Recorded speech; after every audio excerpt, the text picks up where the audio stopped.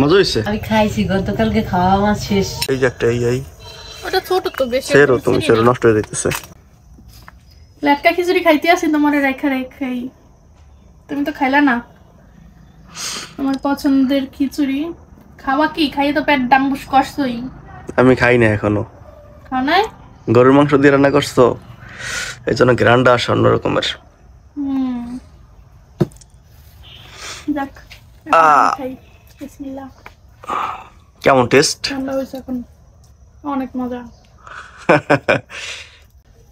তুমি খাবা? না আমি আমি নিজে নিয়ে খাও। আমি মানুষেরটা খাই না। কোন মানুষেরটা খাও না? মানুষের হাতের জিনিস খাই না, নিজে নিয়ে খাবার খাই। হাতের জিনিস খাও না? না। তাহলে তো পা দিয়ে রান্না করবো, পা দিয়ে খাই। হ্যাঁ হাতের জিনিস খায় না, রঙের কথা। খাই দেখো, মজা হচ্ছে কিন্তু। খাবো, নিজে নিয়ে খাবো। খাও তুমি।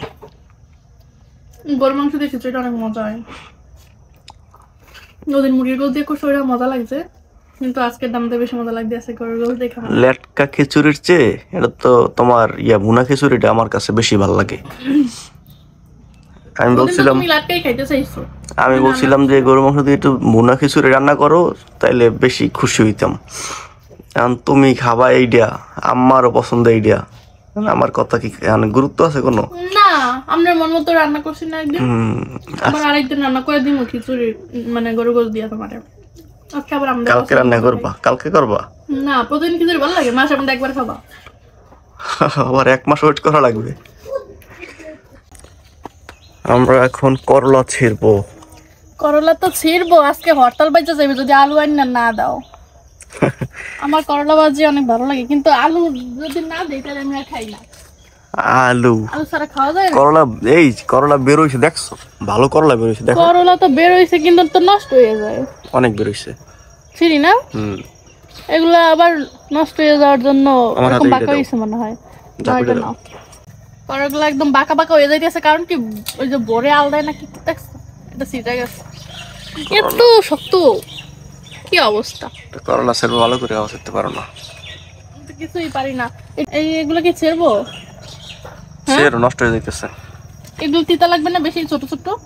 আরে না, করলা শিখতে হইলে আমার মনে যেন দাওটাও কিছু লাগে। ওরকমই ছেড়বা, যেরকম ছেড়ছো। এই যে একটা এই ওটা ছোট তো বেশি, ছেড়ো তুমি, ছেড়ো, নষ্ট হয়ে যাইতেছে। পুরো একদম ছিদ্র করে ফেলেছে, প্রত্যেকটা করলা নষ্ট।